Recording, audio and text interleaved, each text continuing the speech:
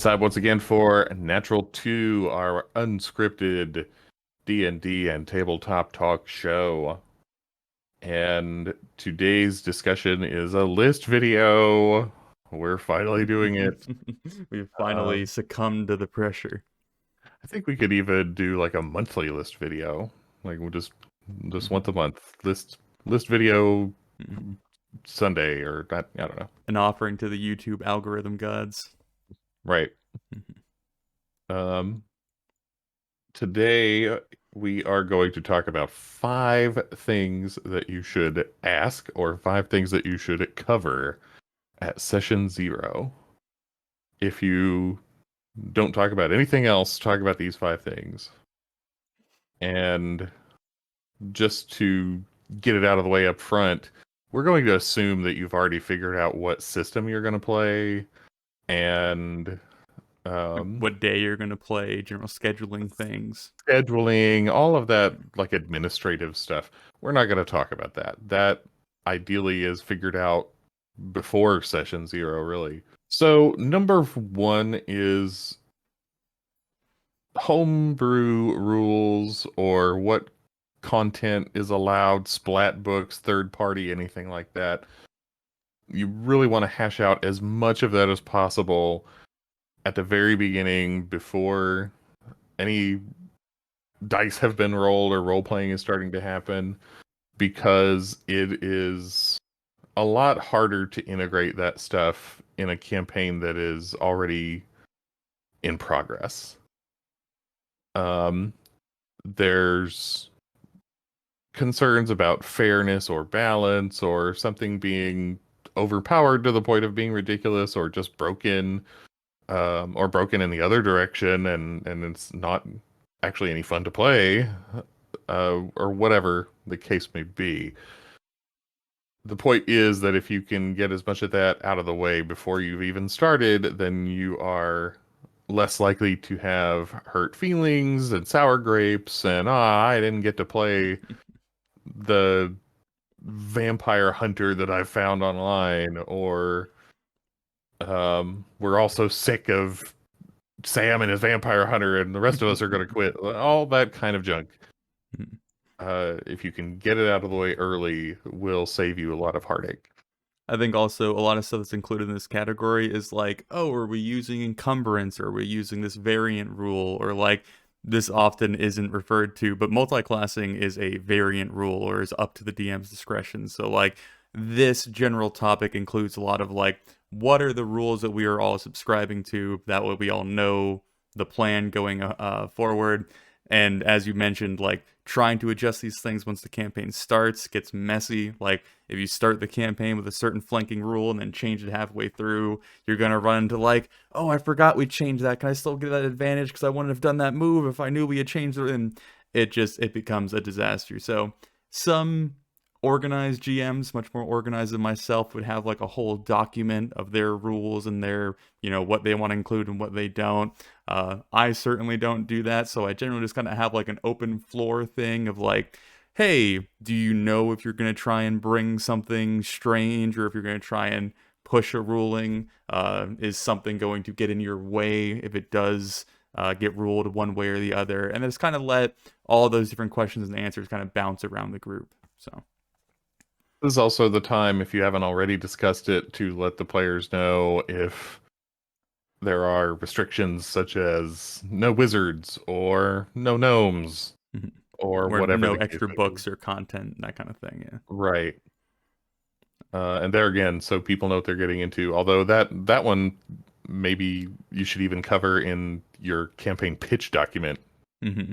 and try to get it out of the way before session 0 so that people aren't sitting down with a character half made and then you have to break the news. I think you probably could apply all of these little like questions to your like application or ad or whatever you put out, but there is a difference in kind of like presenting it to someone to read versus like having it in part of the discussion, because then there is a back and forth, because there might be a misunderstanding. Like if you put in your ad, oh, we're doing this, rule on weight, and then someone's like, I don't want to play in that campaign. That's far too insane. But if you were actually speaking to the person, you'd be like, well, why are we doing this? And you're like, oh, the reasons X, Y, and Z. It's like, that's far more reasonable. I understand. So you can kind of have it both ways, but you should try and understand what information to provide when you're trying to recruit people and what you should save to hash out with everybody as a group. The second thing to ask or to talk about goes hand in hand with rules and content and things of that nature, and that is how lethal or how hardcore the group should expect the campaign to be. How attached can they get to their characters? Are they are they saddling up for the long haul, or should they have a backup ready? Yeah, I think that's a big discrepancy that people will have when coming to the table or starting a game. You might have people that kind of picture the whole like anime protagonist style character that's gonna make it all the way to 20, and some people might come in thinking that their character is cannon fodder and then not put any energy into it, and that could also be a huge discrepancy. So the best way to avoid this wide gulf that might form between the DM's expectations and the player's expectations is to make it very clear that either you are going to kill them with some sort of random disease because they didn't bring some antidote with them, or if they're going to survive a nuclear warhead because they are the main characters.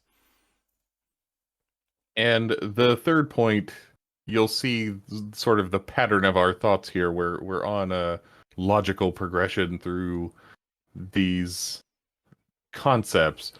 The third thing is something that Nathan and I have taken slightly different tack on, but I would call it, what kind of story are you looking for or are you interested in? And I specifically like this as a replacement for the heavy roleplay, light roleplay question, because I have seen that on ads and recommended for people to include for a long time, but I think that it's a little misguided, or that it's a misconception, because depending on how new a player is or what kind of experiences they have had in the past, they may not know. They may not know the answer to that question, or they're coming to the table with baggage and biases, so they may not be interested in heavy roleplay because they think it means putting on rubber elf ears and speaking with a Shakespearean parody accent. We don't want that. So we also don't want people to hold back because they think, oh, we said this was going to be light roleplay, so I'll just skip this thought that I had. That's no good. So instead, I think, ask what kind of story, what kind of tone, what kind of themes are you interested in?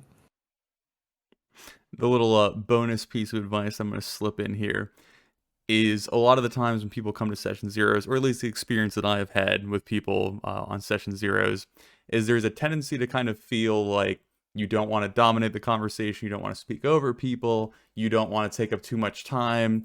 But the end of the day, session zero is meant for you to get everything out, to discuss everything.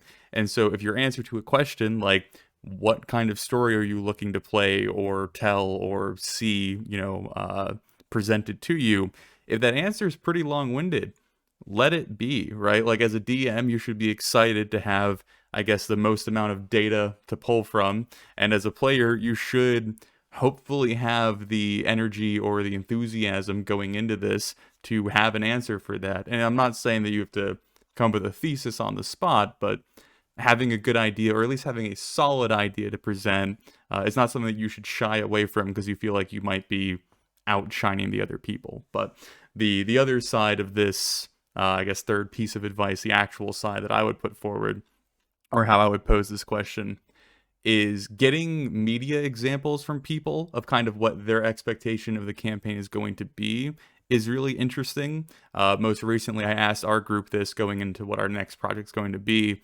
and I think one of the examples you guys gave me was Goblin Slayer, which is an anime all about like an adventuring guild and all this stuff. And so I've sat down and I watched a bunch of the episodes of Goblin Slayer and tried to get the, I guess, the vibe or the theme that they were trying to get across to me by watching the show.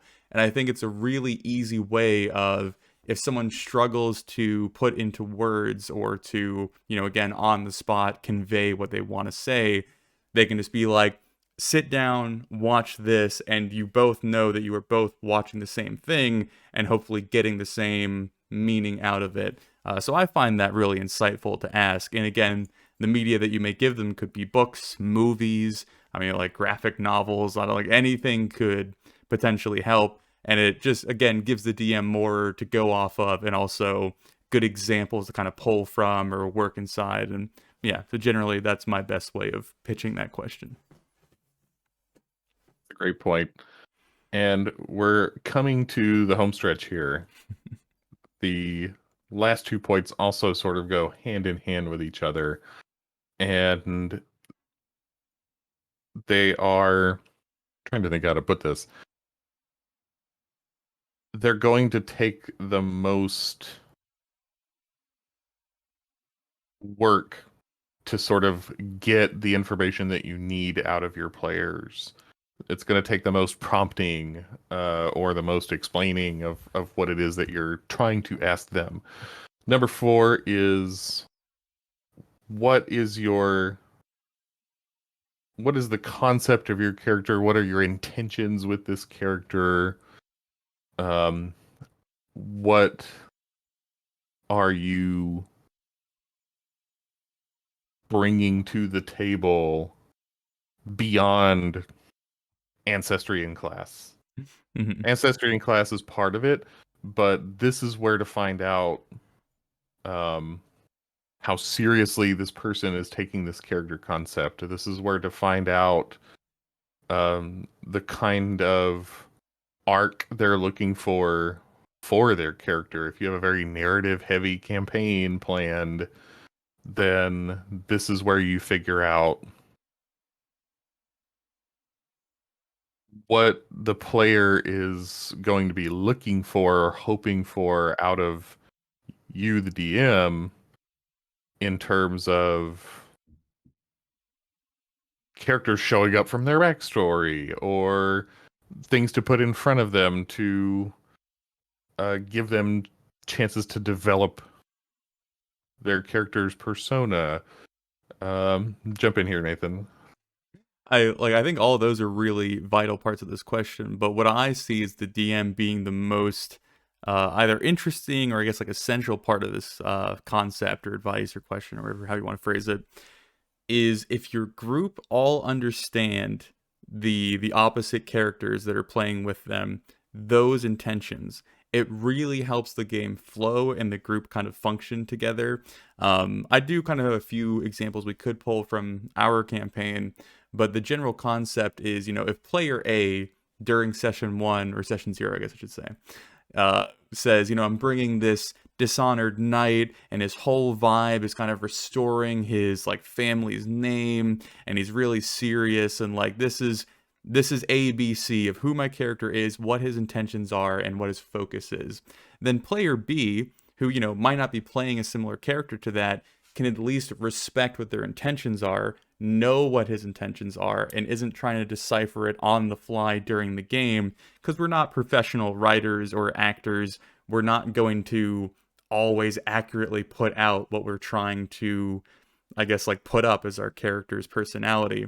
And so as a DM, that is something that I think is really, really healthy for your group, is everyone being on the same page with each other's character concepts. So that's the part of that question that I really enjoy and think is like more of like something you kind of pitch to the group and let them all, I don't know, go back and forth on. And check each other as a group to see if your character concept matches the tone from the previous point, matches the expectations in terms of the story that people are looking for. Mhm. If you're doing a gritty war hero story, but one person is bringing a gnome that collects his farts in jars. Again, sort of like with those optional rules, the very beginning before you've started playing is the time to squash that. Mhm. Hey, you're degrading my biochemical goblin alchemist. How dare you?